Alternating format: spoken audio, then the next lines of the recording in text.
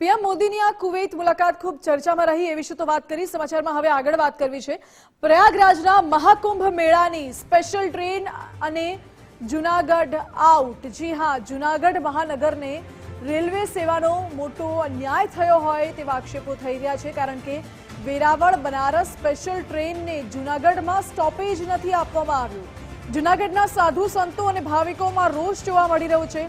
આ બાબતે સાંસદ રાજેશ ચુડાસમા સહિતના નેતાઓએ મૌન સેવ્યું, એટલે પણ અનેક સવાલો ઉઠી રહ્યા છે। મહત્વનું છે કે જ્યારે ભારતનો સૌથી જૂનો મેળો કુંભ મેળો સૌથી મોટો મેળો જે માનવામાં આવે છે અને એ કુંભ મેળા માટે સ્પેશિયલ ટ્રેનની વ્યવસ્થા રેલવે વિભાગ દ્વારા કરવામાં આવી છે સંયુક્તપણે સરકારની સાથે મળીને। પરંતુ જ્યારે સંતોની નગરી કહેવાય છે, આધ્યાત્મની નગરી કહેવાય છે ગુજરાતનું એ ગિરનાર, એ જૂનાગઢ, જ્યાં ભજન ભોજન ભક્તિનું ત્રિવેણી સંગમ હોય છે, આ એ દેવભૂમિ છે ગિરનાર।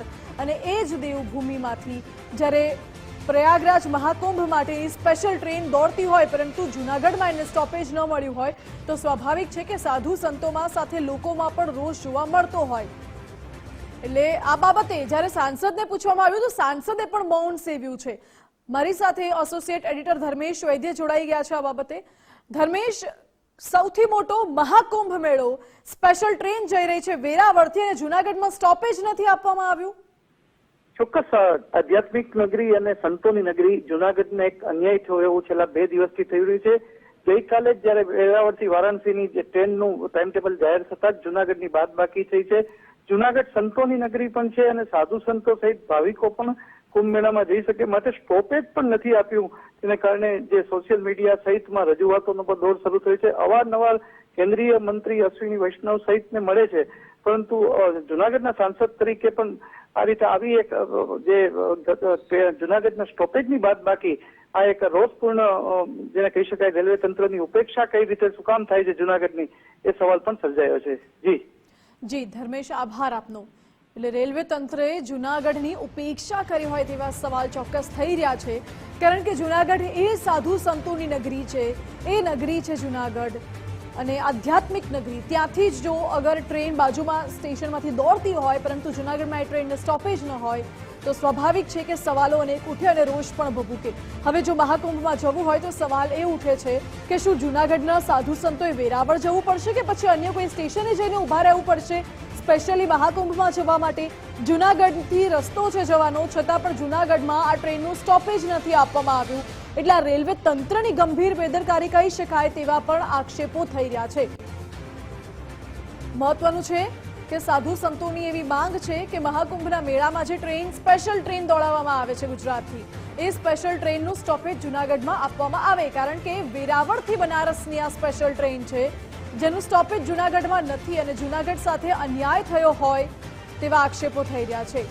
મહાનગરને રેલવે સેવાનો સુવિધાનો લાભ નથી મળી રહ્યો તેવા પણ આક્ષેપ થઈ રહ્યા છે। સાધુ સંતોમાં નારાજગી જોવા મળી રહી છે।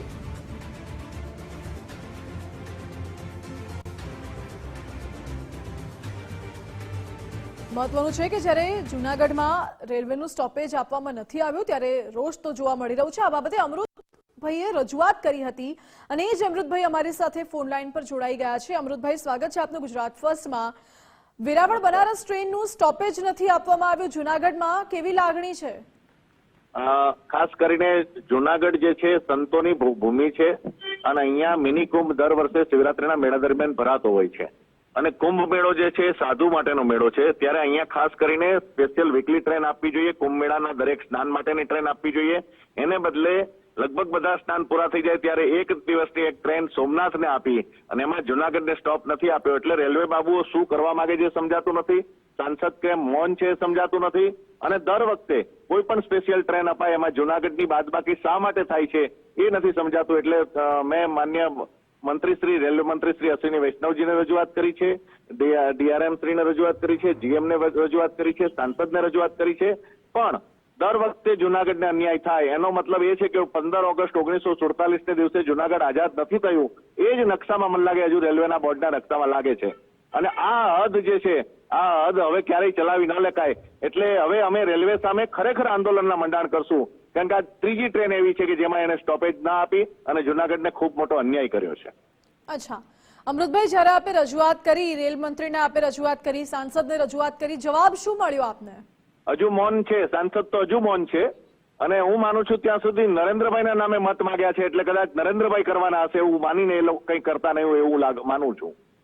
ઓકે અમૃતભાઈ, આભાર આપનો. મહત્વનું છે કે જે રજૂઆત કરનાર ભાઈ છે અમૃત દેસાઈ, તેમનું એવું કહેવું છે કે આ સતત ત્રીજી એવી ટ્રેન છે જેનું સ્ટોપેજ જૂનાગઢને નથી મળ્યું અને સ્વાભાવિકપણે છેલ્લા ઘણા સમયથી જૂનાગઢ સાથે આ પ્રકારનો અન્યાય થાય છે તેવા આક્ષેપો પણ થઈ રહ્યા છે.